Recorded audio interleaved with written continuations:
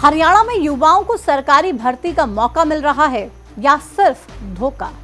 क्या सरकारी नौकरी का ख्वाब देखने वाले युवाओं का सपना पूरा होगा या नौकरी लगने के बाद भी उनकी नौकरी पर संकट की तलवार लटकती रहेगी? ये सवाल इसलिए क्योंकि पिछले कुछ दिनों से हरियाणा में नौकरियों को लेकर ऐसा कुछ हुआ है जिसने युवाओं को खुशी भी दी है और गम भी। खुशी ये कि प्रदेश में 3 साल बाद आखिरकार सीईटी का एग्जाम हो रहा है और गम ये कि साल 2019 के बाद हुई बोनस अंक पर भर्तियों को हाई कोर्ट ने रद्द करने के लिए कह दिया है। मतलब ये हुआ कि जिन लोगों की 2019 के बाद से बोनस अंक के आधार पर नौकरियां लगी हैं, उनकी नौकरी पर अब संकट मंडरा रहा है। ऐसे में अब सवाल यह है कि क्या हरियाणा में सरकारी नौकरी भी सुरक्षित नहीं है? आखिर प्रदेश के युवाओं को नौकरी के लिए इतना संघर्ष क्यों करना पड़ रहा है? तो चलिए आज की इस वीडियो में इन्हीं सवालों के जवाब जानते हैं और समझते हैं कि प्रदेश में कैसे सरकारी नौकरियों पर ही संकट मंडराने लगा है।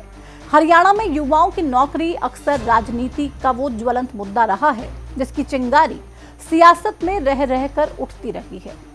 सरकार कोई भी हो, विपक्ष में रहने वाली पार्टी हमेशा से युवाओं के साथ पक्षपात और रोजगार में प्रदेश को पीछे धकेलने का आरोप लगाती रही।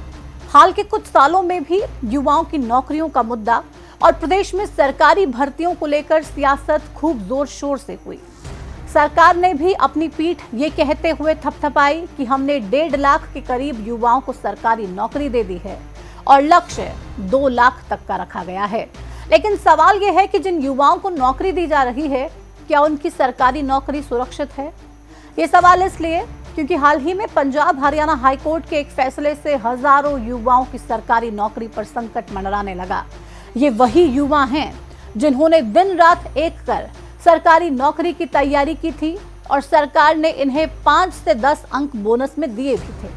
अपनी मेहनत और सरकार के इन अंकों के भरोसे इन युवाओं ने नौकरी तो पा ली, लेकिन अब उसी नौकरी को जब हाईकोर्ट ने रद्द करने का फैसला सुनाया तो युवाओं की मुश्किलें बढ़ गई हैं। लिहाजा प्रदेश में युवाओं की नौकरियों की सुरक्षा का मुद्दा फिर से उठने लगा है।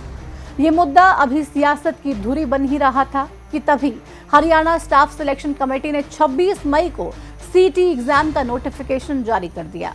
ये वही एग्जाम है जिसे पास करने के बाद अभ्यर्थी ग्रुप सी और ग्रुप डी की सरकारी नौकरियों के लिए क्वालिफाई करते हैं।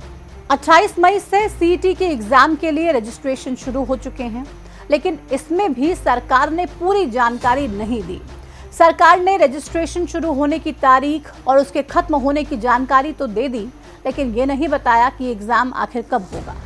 सरकार ने यह भी नहीं बताया कि पिछले 3 साल से सीईटी एग्जाम का इंतजार कर रहे युवाओं को अभी और कितना संघर्ष करना पड़ेगा। क्या सरकार को ये नहीं बताना चाहिए था कि युवाओं को अभी और कितना इंतजार करना है और कितनी तैयारी करनी है? सरकार जो करती है वो हमेशा आखिर में सरकार के मुताबिक ठीक ही होता है, भले ही वो जनता को रास आए या फिर नहीं।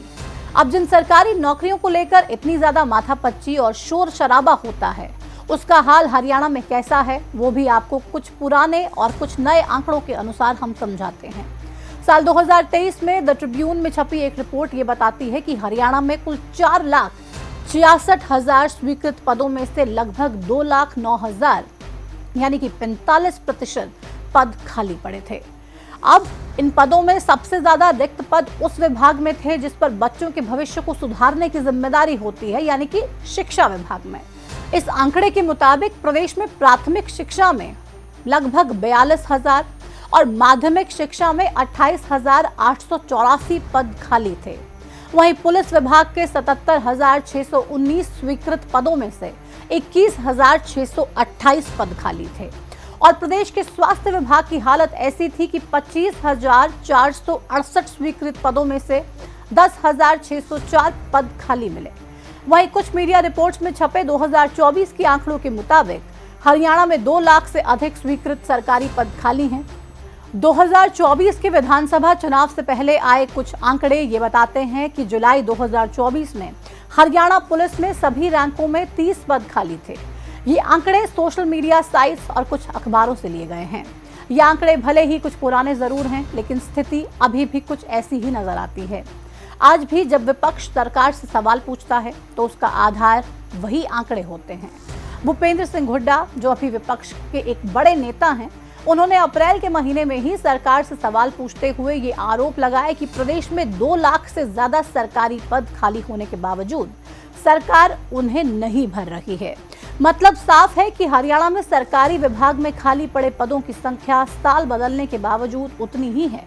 हमने आपको ऊपर 2023 से 2024 के बीच आंकड़े बताए हैं, लेकिन 2025 में भी स्थिति लगभग ऐसी ही है।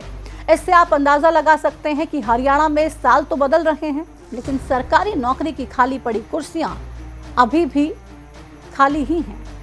अब सवाल सरकार से भी है कि अगर आप हर साल लाखों सरकारी नौकरी देने का दावा करते हैं, पारदर्शिता से नौकरी देने का दावा करते हैं, तो फिर इतने पद अभी तक खाली क्यों पड़े हैं और क्यों समय रहते इन पदों को नहीं भरा जा रहा? क्या सरकार के पास बजट की कमी है? अगर ऐसा है तो फिर सरकार ये क्यों कहती है कि पैसे की कोई कमी नहीं है? प्रदेश के विकास में किसी भी तरीके की पैसे का रोड़ा कम से कम नहीं आएगा।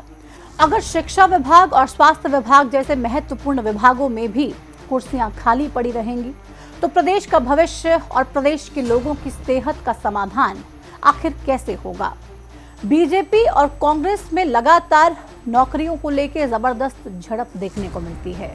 एक दूसरे पर लगातार बीजेपी और कांग्रेस नौकरियों को लेकर आरोप लगाते हैं। बीजेपी अपनी पीठ थपथपाती है और बार बार ये कहती है कि हमने पारदर्शिता के आधार पर नौकरी दी, पर्ची खर्ची को बंद किया और युवाओं के लिए सच्चे हितैषी हम ही हैं। लेकिन युवा इन तमाम चीजों के बीच आज क्या सोच रहे हैं? क्या कांग्रेस के खर्ची पर्ची वाली समस्या से बाहर निकलने के बाद, युवाओं को सरकारी नौकरी लगने के बाद अब क्या नौकरी रहेगी भी या नहीं, इसकी चिंता भी सता रही है। ये वीडियो हरियाणा के तमाम युवा के साथ शेयर कीजिए ताकि वो अपने एरिया में क्या कुछ चल रहा है, कितने लोग परेशान हैं और सरकारी नौकरी को लेकर जो सिस्टम है इसके लिए आप जिम्मेदार किसको मानते हैं और क्या लगता है कि इस सिस्टम को सुधारा किसने है? हमारे साथ कमेंट सेक्शन में जरूर जुड़िएगा और अपनी राय हमारे साथ जरूर साझा कीजिएगा। फिलहाल इस वीडियो में इतना ही। मुझे दीजिए इजाजत। नमस्कार।